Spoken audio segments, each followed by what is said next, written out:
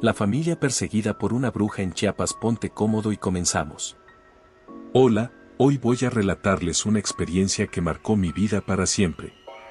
Lo que les voy a contar es algo que viví en carne propia y que me sigue persiguiendo en las noches más oscuras. Esta es la historia de cómo mi familia fue perseguida por una bruja en las montañas de Chiapas. Todo comenzó en nuestra humilde casa de adobe, rodeada de cafetales y un bosque espeso. Era un lugar tranquilo, apartado del ruido y del mundo, pero también solitario. Desde niño había escuchado historias sobre una bruja que rondaba por estas tierras, pero siempre las consideré cuentos para asustar a los pequeños. Jamás imaginé que viviría algo tan aterrador. La primera señal fue extraña, pero no alarmante. Animales de nuestro corral comenzaron a aparecer muertos. Pollos, cabras y hasta un perro que teníamos amanecieron sin vida, con heridas extrañas en sus cuerpos. Pensamos que se trataba de algún depredador, pero una noche, mientras revisábamos el corral, encontramos huellas. Eran huellas humanas, grandes y descalzas, que rodeaban los cuerpos de los animales. Esa misma noche escuchamos golpes en el techo y las ventanas. Mi padre salió con un machete, decidido a enfrentarse a quien fuera que estuviera molestándonos, pero no encontró a nadie. Desde el bosque, una risa aguda e inhumana se burlaba de nosotros. Todos nos encerramos en la casa, temblando de miedo.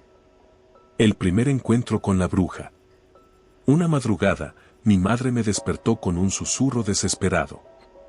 Me llevó hasta la ventana y me señaló hacia la oscuridad.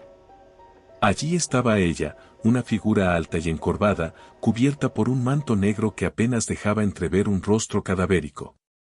Susurraba algo en un idioma que nunca había escuchado, palabras que parecían llenar el aire de una energía pesada.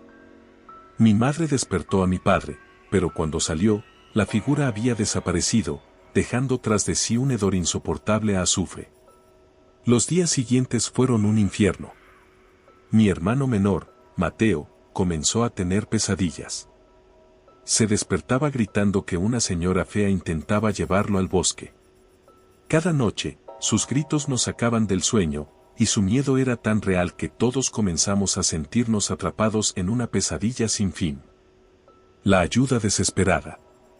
Decidimos buscar ayuda.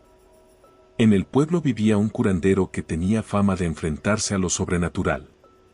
Cuando le contamos nuestra historia, su rostro se ensombreció. Nos dijo que no era una simple bruja, sino un nahual, un ser que había vendido su alma por poder y que estaba obsesionado con destruirnos. El curandero llegó a nuestra casa con hierbas, velas y amuletos. Realizó una limpia y colocó protecciones en cada esquina. Nos advirtió que no debíamos salir durante la noche y que, sin importar lo que ocurriera, no debíamos responder a los golpes o llamadas en la puerta. La noche más larga. Esa noche fue la peor de todas. Los golpes en el techo y las ventanas fueron acompañados por gritos y risas que parecían provenir de todas partes. La casa temblaba como si estuviera bajo un ataque. Mi madre rezaba mientras el curandero quemaba hierbas y pronunciaba oraciones con voz firme. La tensión era insoportable. De repente, la bruja se materializó frente a la ventana. Su rostro era una mezcla de humano y bestial, con ojos rojos que parecían arder de odio. Comenzó a arañar el vidrio, dejando marcas profundas mientras lanzaba gritos que hacían eco en nuestra alma.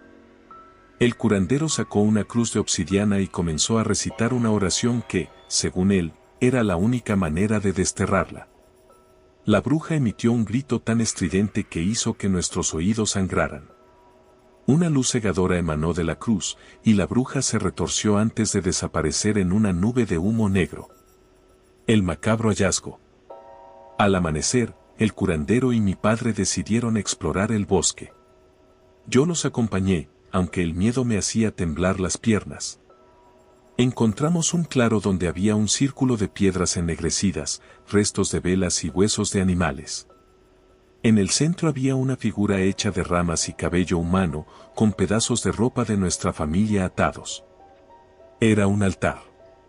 El curandero destruyó el altar y quemó los restos, pero nos advirtió que la energía de la bruja podría persistir por generaciones. Esa misma tarde, empacamos nuestras cosas y dejamos la casa para siempre. El final que nunca llega. Nos mudamos a otro pueblo, lejos de las montañas y los cafetales, pero el recuerdo de esa noche nos siguió.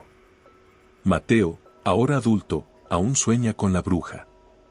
A veces despierta gritando, diciendo que la ha visto en la esquina de su habitación, observándolo con sus ojos rojizos.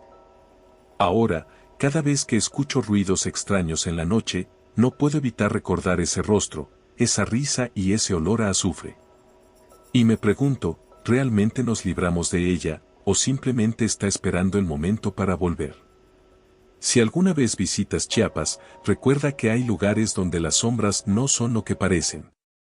Quizás, en una noche sin luna, también podrías escuchar la risa de una bruja que aún busca venganza. La desaparición en el bosque de Chapultepec. Comenzamos. Hola, hoy voy a contarles algo que me sucedió y que hasta el día de hoy no he podido olvidar. Es una historia que me persigue en cada noche de insomnio, y espero que, al compartirla, ustedes puedan entender la magnitud del miedo que viví. Esta es la historia de la desaparición en el bosque de Chapultepec. Todo ocurrió hace unos años, cuando vivía en la Ciudad de México.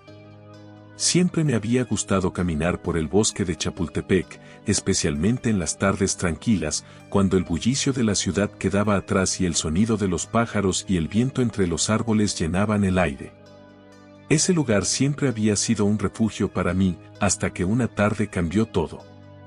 Era un viernes, y recuerdo que el cielo estaba nublado, con una brisa fría que anunciaba la llegada de la noche. Había salido del trabajo un poco más temprano de lo habitual y decidí darme un respiro en el bosque antes de volver a casa. Caminé por senderos menos transitados, buscando algo de soledad. Mientras avanzaba, el silencio se hizo cada vez más profundo, y los sonidos habituales del bosque parecieron desvanecerse.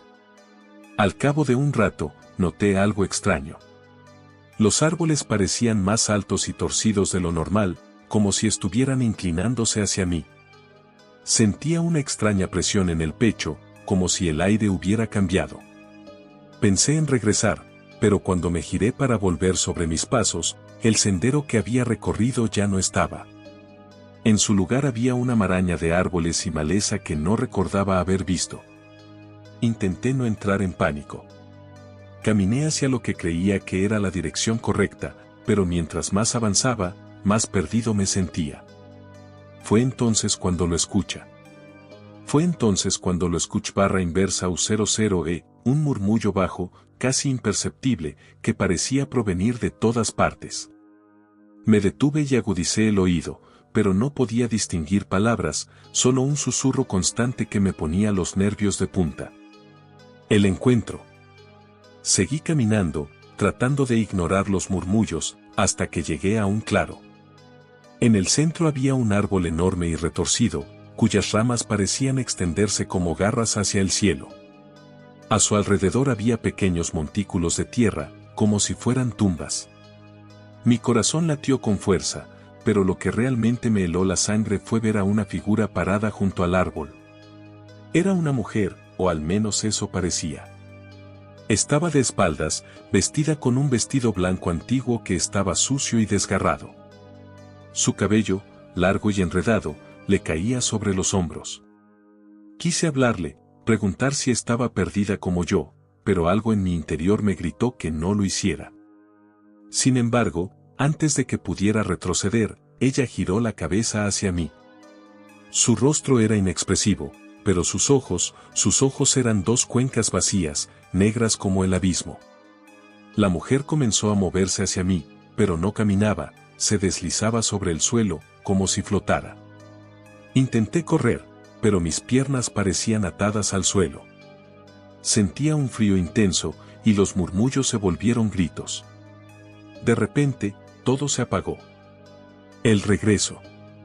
Desperté al día siguiente, tirado en un banco cerca de la entrada principal del bosque.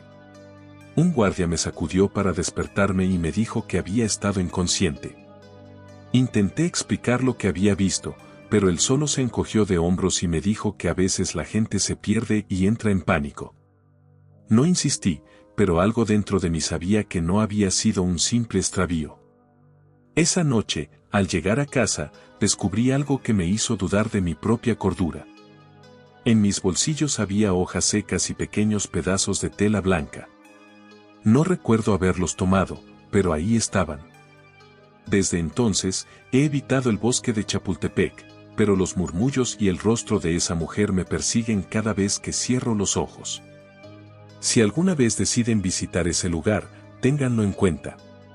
Hay rincones del bosque donde las sombras parecen cobrar vida, y donde lo que parece un simple paseo puede convertirse en una experiencia que nunca olvidarán. Suscríbete al canal para escuchar más relatos.